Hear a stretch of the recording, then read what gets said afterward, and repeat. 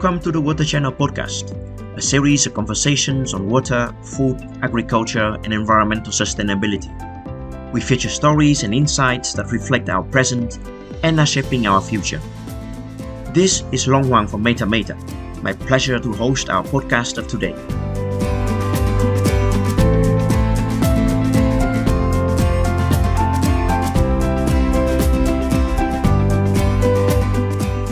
Water, the very essential resource that supports all the nations and ecosystems, is political.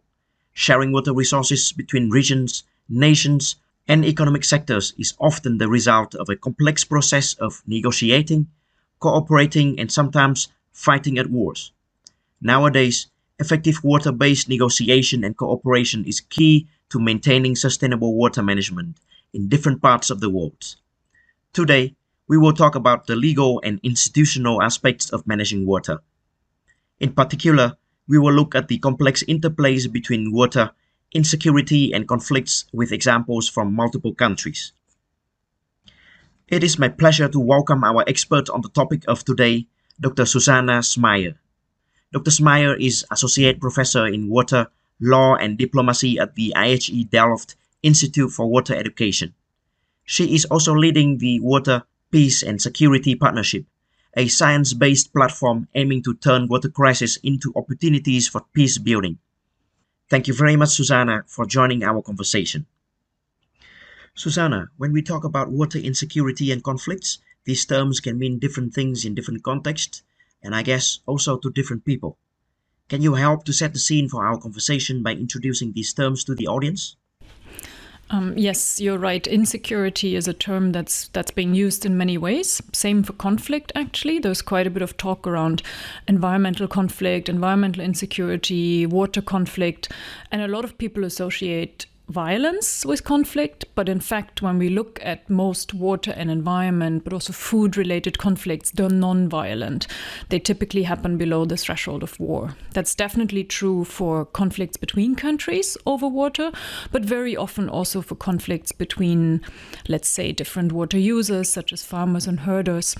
So that might consist of grievances, protests, people protesting against the government, people protesting against other groups that supposedly use more water or have better access to water than they have.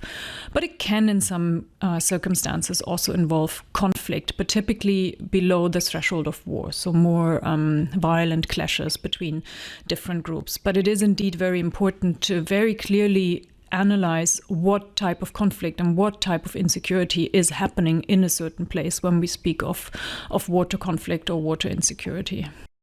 At the same time, insecurity and conflicts can imply very different meanings across the levels, say for an individual compared to a security of a community or a nation. Can you give our audience some examples of conflict and insecurity at these levels? Yeah, we can definitely differentiate different levels, starting from the individual, up to the community, up to the subnational, interprovincial, for example, further on up to the national and even the international level, where we can see insecurity and conflict. And at the individual level, that obviously concerns the very life of people and livelihoods, survival that often depends on water. At the community level, it of course affects people in the community, it affects their socioeconomic development opportunities, but very often there is also where tensions come in if you have different communities having different interests in using water. That can be different water user groups. I mentioned the farmers and the herders earlier, but it can also just be two different villages along a river where one village is abstracting more water than the other village would like to see happening. Whereas then if we go higher in the levels, if we look at the subnational, interprovincial level, for example, it's often about different provinces or different governorates using water in ways that they perceive are incompatible with each other. And then all the way up to the international level, it's conflicts like we see on the Nile or in Central Asia or between Afghanistan and Iran, where countries are competing for what they think are scarce water resources. And listening to you, I think there's one few resources that come across as very much closely related to insecurity. That is water resources, and then also sometimes you mention food. And could you depict a picture of the common relationship that you see between insecurity, water, and food? Mm-hmm. So I would say water is at the source, at the heart of the issue there, because very often when there's insecurity relating to food, it is related to water. It is related to failed crops or harvests, smaller harvests than people expected or people were used to because of drought, but also because of waterborne disasters. So it often boils down to water, and there I would say we can distinguish maybe 3 relationships between insecurity, conflict, and water. One is where water is really at the heart of insecurity and conflict. So water is the source of conflict. And that's actually something that does happen, but that's relatively rare. The second connection that exists is the one that's probably the most common. It's water as a threat multiplying factor. So there are a number of factors that might lead to insecurity and to conflict, but water is one of them, and maybe the one that pushes things over the edge. And then the third relationship that's often overlooked but also exists is water actually being affected by conflict. So water infrastructure becoming a collateral damage in a war, or water infrastructure even being explicitly targeted, being used as a weapon, which of course then affects the availability of water, but also the possibilities of people to grow crops if, for example, irrigation canals have been destroyed. I find it very interesting that sometimes the lack of resource leads to conflict and the other way around. Could you give some examples, some concrete cases in different parts of the world where, let's say, shortage of water leads to conflict? Mm-hmm. Yeah, let me start maybe with the Inner Niger Delta in Mali. That is an example where water or the lack of water and consequently shortages in food and reduced livelihood opportunities have indeed led to conflict or at least contributed to conflict. So there we have the Inner Niger Delta. It's an internal river delta. It's in fact one of the largest wetlands or inland deltas in Africa. And due to climate change, but also due to upstream developments of water infrastructure, dams, irrigation structures, and so on, the delta has been affected in a way that there's less water to some extent, but most importantly that the water availability has become much more variable. So old patterns of using the water that existed between the different users, especially between the farmers and the herders, are not functioning anymore. So there was an old system where herders would only come in with their cattle to graze when actually the farmers were done with harvesting, but with a shorter wet season and changing patterns in when water is available in the delta, these overlap increasingly and have led to conflict between especially farmers and herders. It's important to add here, though, that of course other dimensions come in. It's clearly a water-related conflict, but what makes things worse and what maybe led to the escalation of the conflict is also the fact that ethnic and religious ties come in. So the farmers have a very different ethnic and religious background compared to the herders. But also, of course, and that's again the other way around relationship, the conflict has also led to a situation in which people who used to be farmers, for example, or fishermen, or following any other profession relating to water, have lost their livelihood opportunities and have in turn turned towards illicit terrorist groups, which then fuel the conflict again, which makes it even more difficult to manage water, has led to a situation where there's nearly any government presence anymore, so no, let's say, official water management, water regulation. So you can see this is quite a complex relationship, but in that case, definitely water playing a key role. Interesting. There is now an ongoing drought that we know in East Africa, and that's of the magnitude that I think deserve a lot more attention. What's your assessment of the situation, and can you give some assessment of what can we expect in terms of insecurity and conflict out of this particular drought event? Mm-hmm. Yeah, the current drought definitely is a big problem. There has been ongoing drought over several years in Somalia, in Kenya, in Ethiopia, but definitely we see that trend worsening over the last years. And that comes in combination, obviously, with a global situation where food prices have also been spiking. due to the war of Russia against Ukraine and all the consequences that came with it. And that combination, but also together with a lot of other factors in the region, such as elections in Kenya and who knows what outcome, but also the instability that we're seeing in Ethiopia, not to even talk about Somalia, where we have been seeing instability for a long time. That together creates a situation that comes with an elevated risk of conflict. I'd say it's too early to say what exactly the outcomes will be.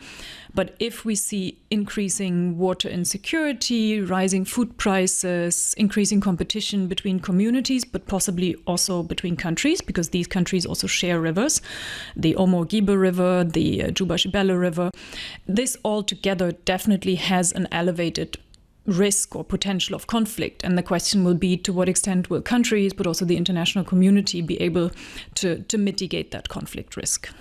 I do agree that it's probably a bit too early, but now we are talking about prediction and a bit of an, forward-looking into the future. It reminds me of a very important piece of work that you work and you have been contributed a lot to, which is the Water, Peace and Security Partnership. Can you briefly introduce that to the audience, what it does and what's the purpose? Mm-hmm.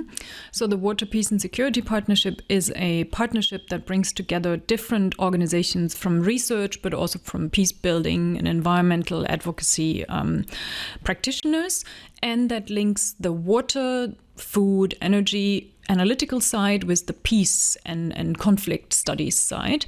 And one thing that the project has been doing is developing an early warning tool. So the attempt is to see, based on machine learning, based on artificial intelligence, how can we process a large number of indicators of which we know that they are relatively good predictors for conflict.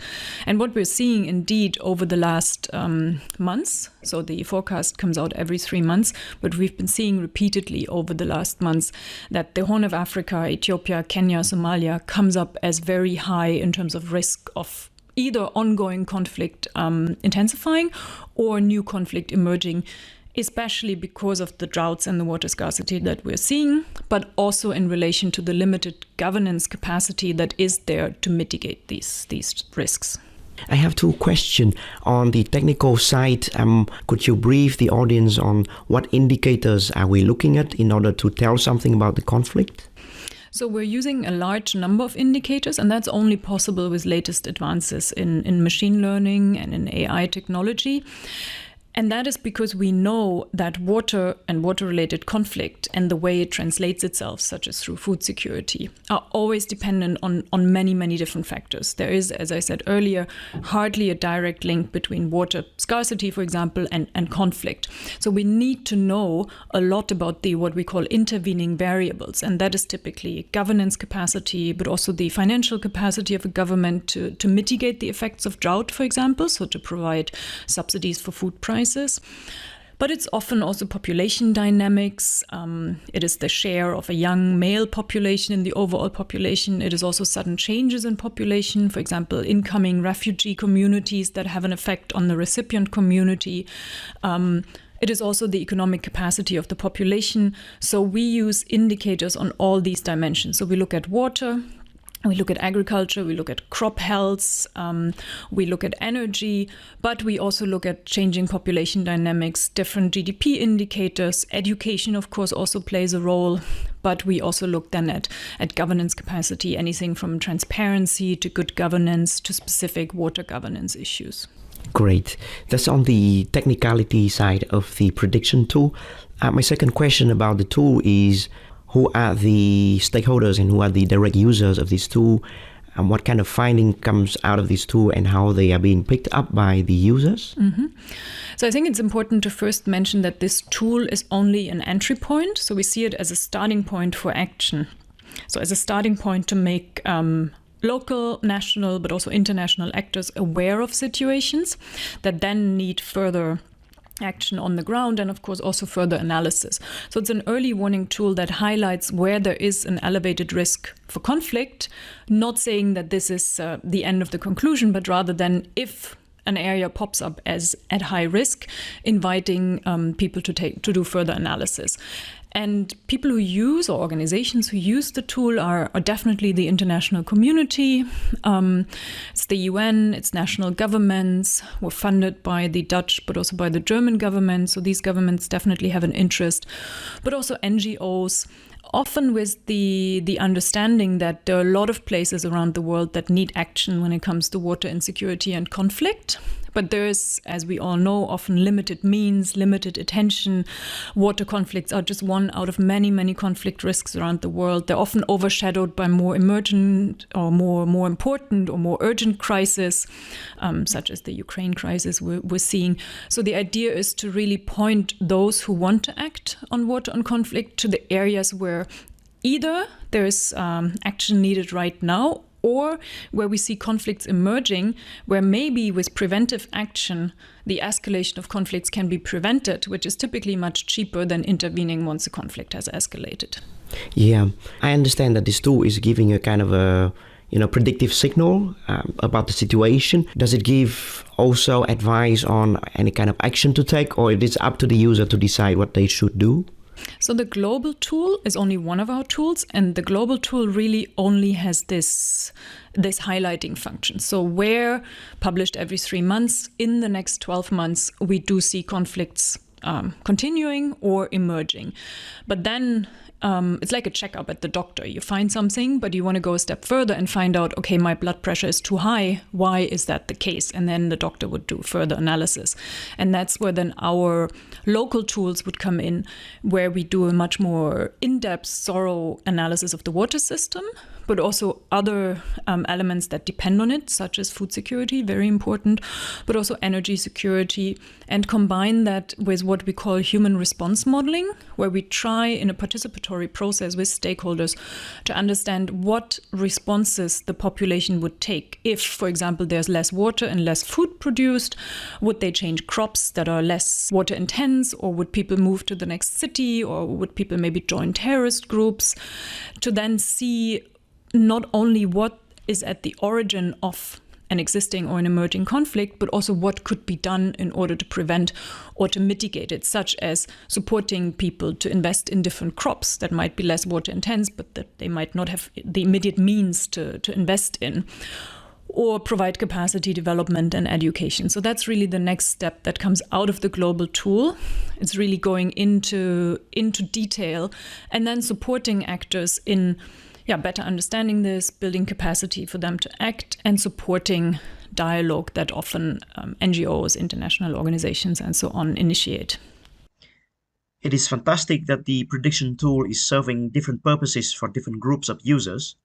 Where do we see the users picking up the tool and integrate these insights into their works? Mm-hmm. Yeah, I'm a bit limited in terms of what I can talk about, because it's of course a sensitive issue, but I'll give you two examples. So let me start with Mali, but also Niger and Chad. So we started our work in West Africa and Mali, but have expanded it with German support now to Niger and Chad. And there, not only does the global tool highlight a need for action there, but we have employed our local tools with the stakeholders, so really brought together farmers, herders, fishermen, but also the local and national security authorities to, first of all, discuss what might be the linkages between water, food, and insecurity and conflict, but then also do participatory modeling, as we call it. So really bringing people around the table. We've created a dashboard with which people can imitate different scenarios, so they can see, okay, what happens if a dam is being built upstream? What happens if the water availability in the delta changes this way or that way? And what options would people have to respond to that? And which of these options are desirable from a water management, but also a conflict prevention perspective? And which ones aren't? So obviously people resorting to violence is an undesired option. People may be changing crops and planting more resilient crops is a desirable option. And we have also used this tool to identify in the broader region very specific hotspots in which, for example, the German Development Corporation together with the EU now is developing action plans for specific response. So they're using the tools and the dialogue that we supported to identify with the stakeholders what what responses could be taken. Is it like digging new wells? Is it changing crops? Is it setting up local water user associations to make sure that the competition that exists over water does not escalate into outright conflict? And to give you the other example of Iraq, there we work with the national government, but also with the governorates, focusing on water allocation. So water is being allocated between the different governorates in Iraq in a way that not all the stakeholders, especially in the south, in Basra, the most southern, the most downstream province, that's not considered by everyone but as fair or as the most adequate. At the same time, the entire country is struggling with water scarcity. So there's probably never going to be a situation when everyone's satisfied and says we have enough water.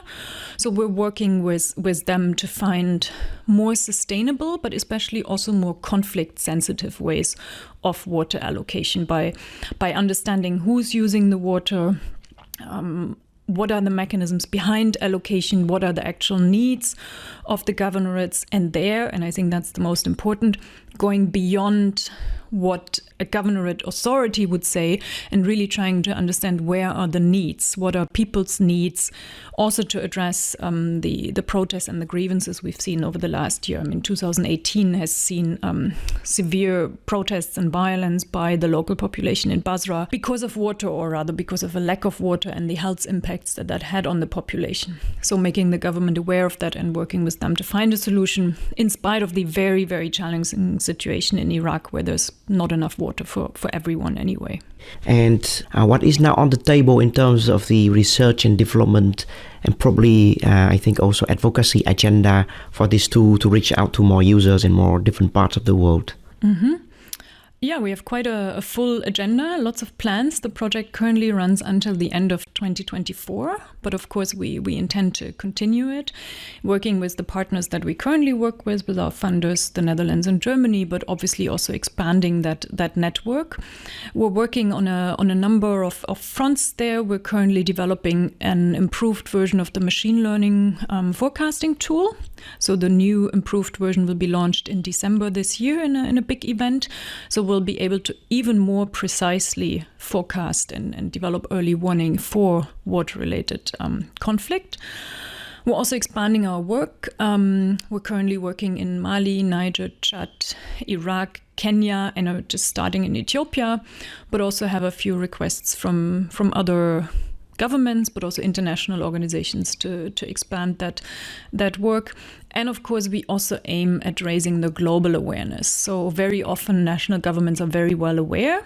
They might not openly talk about, but they're very well aware of water-related conflict risks, but might need support from the international community or individual development partners when it comes to capacity development or to implementing solutions. So we can help in identifying solutions that can help prevent or mitigate conflict, but implementing them requires much more resources. So we're also trying to link the national or local actors with the international community that could support such action. Thank you very much for sharing your thoughts on the next steps. Those are indeed very exciting yet ambitious research and development agenda points.